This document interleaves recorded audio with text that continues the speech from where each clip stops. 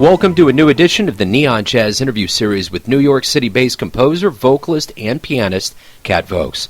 We talked to her about her debut album, the 2019 CD called Clockwork, and it's a great one. And we also talked about her very rich life in music. She studied classical piano for 12 years before being formally trained as an opera singer at the prestigious Oberlin Conservatory of Music. Over the years, she has sung at festivals across the United States and Europe, but jazz was ultimately her calling. She moved to New York in 2014 to pursue her love of jazz and has since performed with some of the biggest names in the idiom. These days, she is a dedicated writer of concert works, film scores, and songs, and she brings her diverse musical influences and passions to her writing. So, please get to know her and dig this interview, my friends. Kat, thank you for taking a minute out for Neon Jazz today. I really appreciate it. Thank you so much for having me. You bet. So let's go ahead and start off here with your newest and latest CD, Clockwork, and give me an idea of what you were going for with this, kind of your artistic vision, so to speak. Well, Clockwork is my debut album, and it basically is an expression of where I was when I was writing it, like my emotional state, and like all of the fears and uncertainty of that time.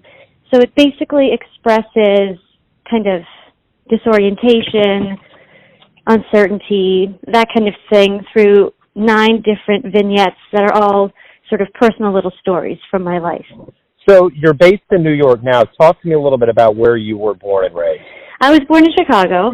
I was raised on the campus of the University of Chicago, so that's Hyde Park. I don't know if you've ever been there. I guess you're not that far, statewide. And I love Chicago. I've been there, and I totally love that town. I lived there until I went to college in Ohio, and then moved to New York after that. Growing up, what was it about jazz and music that really pulled you in? Well, I come from a family of musicians. So my parents are both doctors, but their parents, the 4 of them, were all professional musicians. So music was a big, big part of my household, specifically classical music, because that generation was all classical musicians. But my dad is a huge lover of rock music, jazz. I mean, he likes classical too, but he's much more geared towards rock and jazz. So he was always playing different jazz artists, different rock artists, and I just had a lot of exposure to that. Now, what jazz artists did you really gravitate towards? Well, I would say jazz vocalists first and foremost. So Ella Fitzgerald, Billie Holiday, Sarah Vaughan, Peggy Lee. When I heard Errol Garner, the pianist, for the first time, I was like, wow, nothing has felt this good. Like, I really love the vibe of his playing. So, there's just a handful of jazz artists that I had that response to. Yeah, Errol's wonderful for sure. So, was it always music for you? Was that the dream realized, or was there something else? It was always music, except it took me a long time to realize that that's okay. I felt a lot of fear, a lot of insecurity about committing to this field professionally. And so was kind of trying to find something else for a while, and only when I realized how much I missed having music as a regular part of my life, or like I'd go see a show with a friend and feel kind of jealous of the performer, and I was like, this isn't a healthy feeling. I'm still young enough to make a change. I maybe spent like 2 years trying out something else and not doing as much music. But the thing is, I was still composing and even performing. I wasn't fully committed in my heart, I guess, during that time. Have you always felt comfortable on stage? Is that kind of a second home to you? I guess yes and no. I think it took me a while to feel like I could completely express myself on stage without feeling insecure about that. But that being said, I think I was kind of a natural performer all the same. So something in between. So at Oberlin, what did you learn? Like, there's something to be said about being out in the real world, and there's another thing to be said about being in the formal constructs of an education. What mentors, what advice, what kind of happened there that really groomed you as a musician?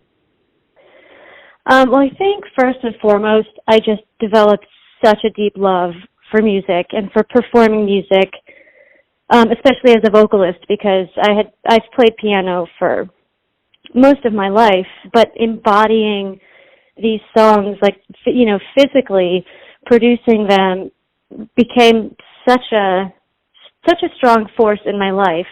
I also learned a lot just on a technical level, so that I was training as an opera singer. I had a wonderful teacher. I had two wonderful teachers who were there, and they both helped me with different things and exposed me to some of my most favorite repertoire ever. And I think that's also helped me a lot as a composer because living and being exposed to such great music, hopefully will influence your own writing. Talk to me a little bit about your move to New York, and was that kind of a culture shock? Was it a big deal? How did you kind of settle into that scene? Yeah, it was all of those things. It was also just kind of an awkward and hard transition period in my life. I moved to New York mostly because I really felt like I had to be here, but I only knew one person who luckily was and is a good friend, but still, it's not like I had a community or a family here.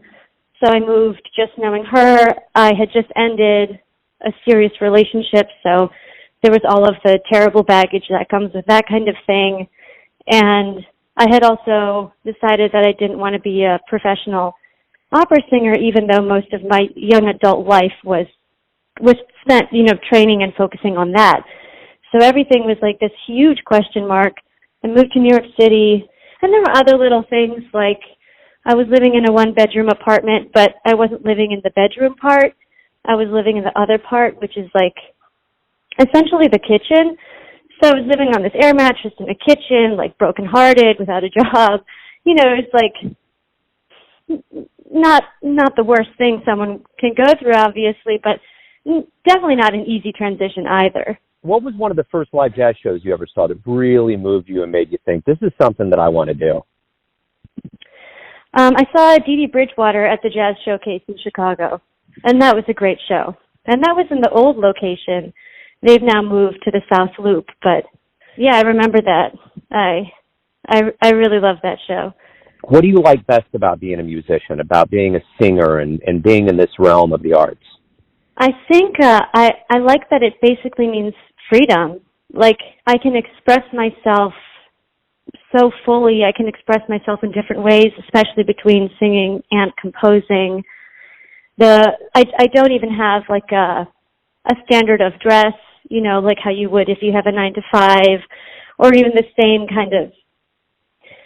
same social conduct necessarily. I mean, it's a very free way of life, and I guess maybe that's what I like the most about it, besides the fact that it just feels very authentic for me, especially because I spent that amount of time that I told you about earlier kind of seeing if I should do something besides music, and realizing that I really felt a draw towards music.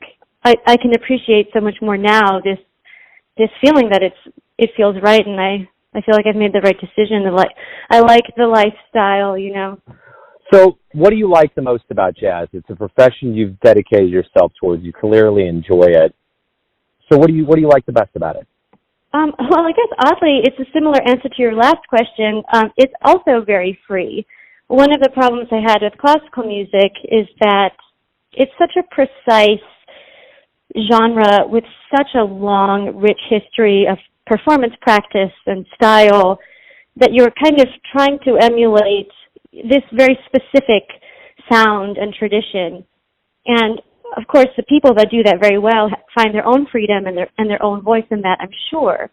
But for me, coming to jazz, it was like, wait a minute, I can change the rhythm here. I can change the notes. Like, I can change the phrasing, the dynamics. I can basically do whatever I want. It's such an opposite kind of approach to music, and it happens to resonate with me a little bit more.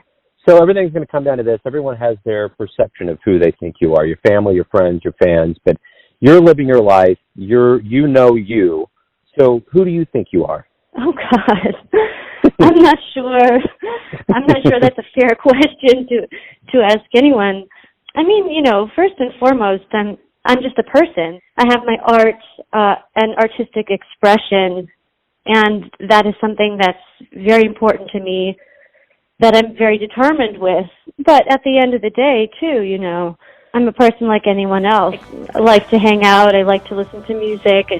I don't know how to answer that. Well, you just said there's no right or wrong. It's kind of the best kind of summary that you can come up with, and that's a great answer. Thank you for taking some time out today, Kat, to talk to me about your career, your debut, and I appreciate everything. Well, thank you so much for having me. Thanks for listening and tuning in to another Neon Jazz interview, where we give you a bit of insight into the finest singers in Chicago, New York, Kansas City, and spots all over the world, giving fans all that jazz. And thanks to Kat for her time, cool, and class.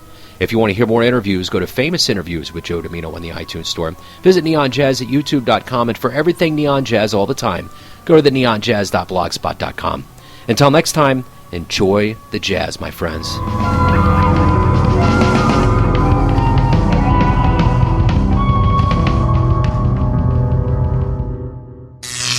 Neon Jazz.